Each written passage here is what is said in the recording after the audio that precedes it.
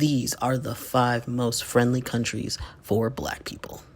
Let's get into it. Let's start off with the most friendly countries. If you are looking for places to visit and you're a Black person, you're a person of color, and you're looking at countries that are friendly to foreigners, there are a lot of countries that you can go to, but there are 5 that I want to talk about today, and let's just get into those. First of all, you have Canada, right? Canada is a great option for people, highly multicultural, especially in the larger cities. You have a large African and Caribbean diaspora, and there's a strong amount of anti-discrimination laws. And you've got cities like Toronto and Montreal and Vancouver that offer a lot of diversity in terms of the type of people that are there because of immigration, right?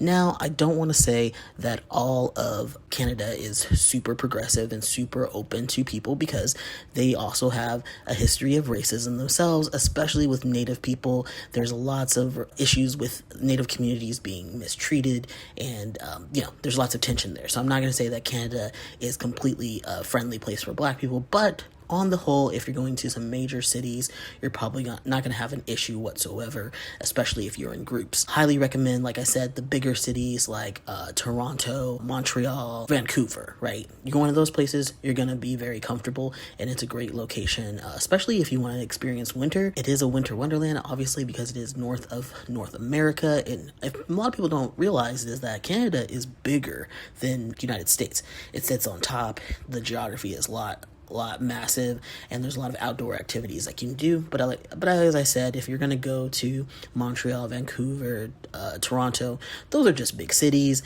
And if you want to experience especially like Toronto, if you want to experience like a New York type of situation, but not for the same price and a lot cleaner, that's definitely a place to go. So that was number 5. Number 4 is going to be the United Kingdom. So the United Kingdom has a very visible Black British communities, lots of immigration because of colonization, to be honest. Just like the United States has a history of slavery, and that is why there's so many Black people in the United States. In the United Kingdom, because of their colonization to a lot of African countries, there is a lot of immigration from those countries. So there's tons and tons of people from the Caribbean, which, although the Caribbean is actually in the Americas, but people forget that, they are a product of slavery. Then you have all of the African nations that the UK have colonized, and those people move to the UK for a better life. So you're going to have a really large population of Black British communities. Is it really open to Black Americans? There is some talk online of how Black British people are very ignorant to the history of the United States and Black people's treatment in the United States in terms of like chattel slavery. Like, they don't understand that our history was taken, that it was erased, that we could not know our language, we couldn't know our history, that we were forced to interbreed. A lot of them are very ignorant to that. So you can come across some people in the UK who are Black who are very antagonistic to Black Americans, and that's just a reality of their situation, that they're ignorant to the history. But there are plenty of Black British people who are very open to other Black people and learning about Black culture. It's a great place if you don't want to feel alone. You're going to see a ton of Black British people in the UK, namely in London. I would not say all of the UK. If you get more of the outlands, the other parts of the United Kingdom, no, you're probably not going to see that many Black people, and you might come across a bit of racism. But if you're going to London, you're not going to have a problem. Also, there's just cultural familiarity with people coming from the U.S. as travelers. London especially is very used to tourism. They're very used to tourism, and they're used to U.S. travelers coming to visit. So you're not going to feel out of place. They're used to you being there. There's not going to be that much antagonism to you coming to the country. And aside from that, you're not going to experience too much racism, just because there's just not a lot of violence towards tourists. You got your occasional pickpocketer, your occasional trade. What do they call those dudes? Trade boys or whatever? I don't know what they're called.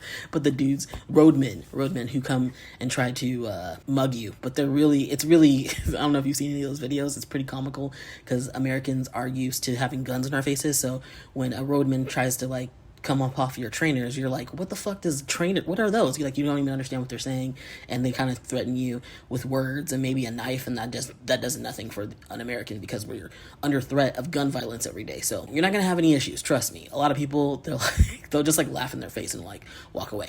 So UK, great place to visit if you are black or brown. 3 is going to be Brazil.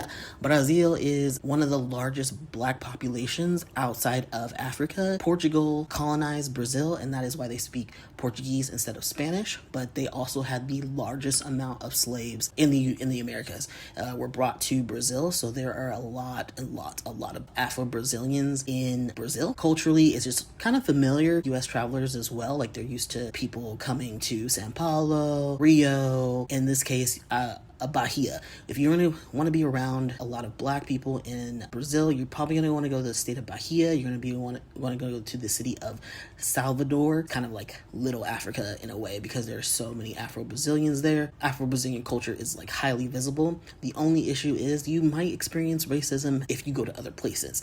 That has been the experience of some other travelers that I've heard of, that racism exists structurally in the systems that are in place, just like the United States. There are certain places that you just don't go, right, in that huge country, and same with Brazil. You only go to certain places if you want to feel super comfortable. If you are a black woman especially, it's not the greatest idea to travel solo in Brazil, because there is a lot of sex trafficking, and people in Brazil might think that you are a sex trafficker, especially if you look dark. They're going to think that you are Afro-Brazilian and make an assumption. The greatest thing you kind of have is your American accent, to just let people know, be like, I don't speak Portuguese, like I'm not from here.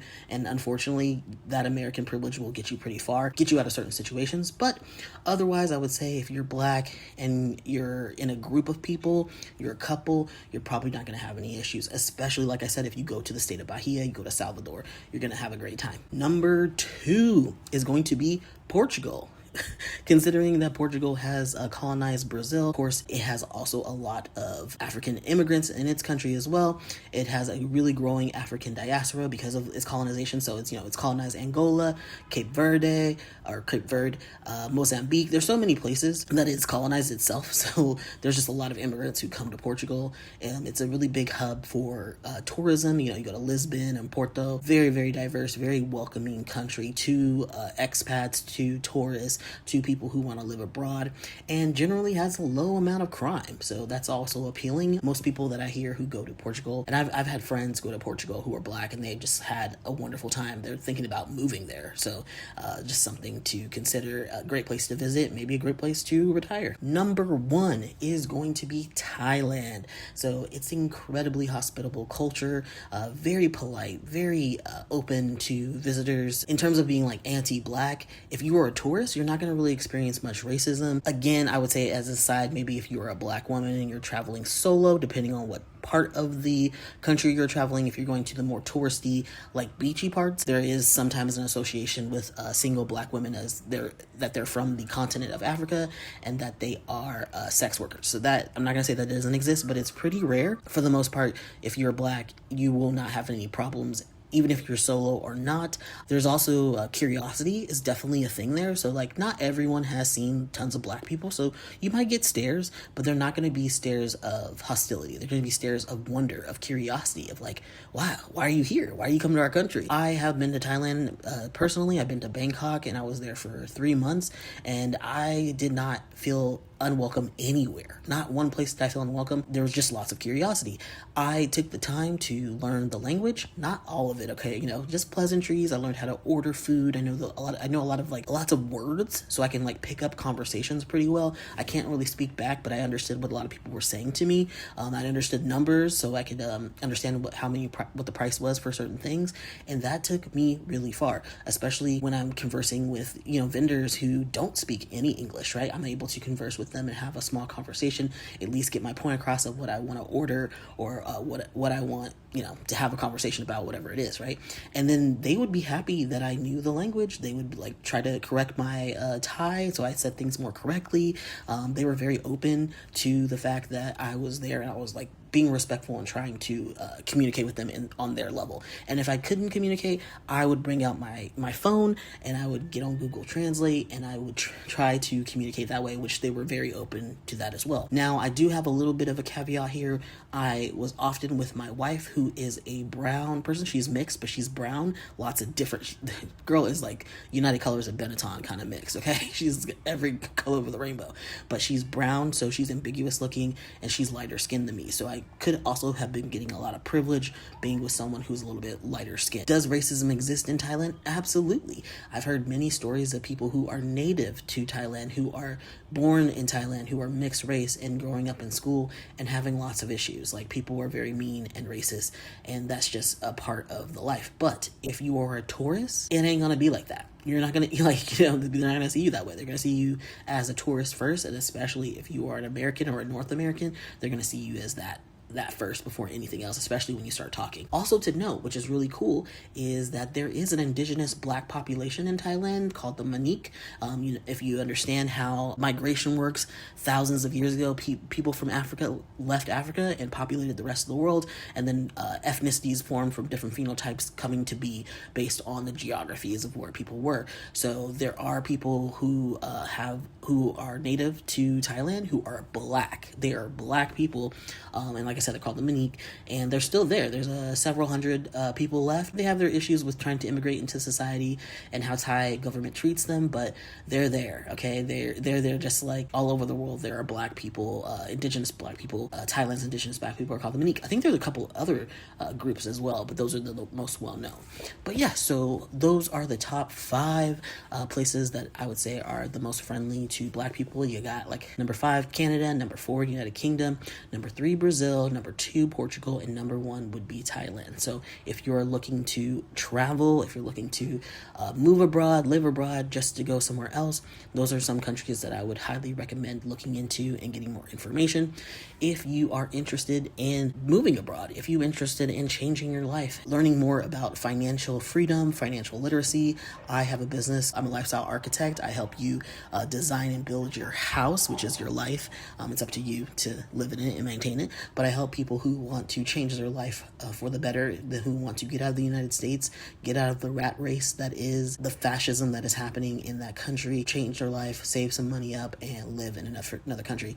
I also help people who just want to go visit, who just want to go on a sabbatical, who just want to just go away for a week and experience something else that is not the United States. I'm here to help you. If you're interested, please look in the description. I've got resources below. I've got free and paid resources, so you can reach out to me for consultation, coaching, and yeah, I'd love to help you. And yeah, thanks for watching, and I will see y'all in the next one. Peace.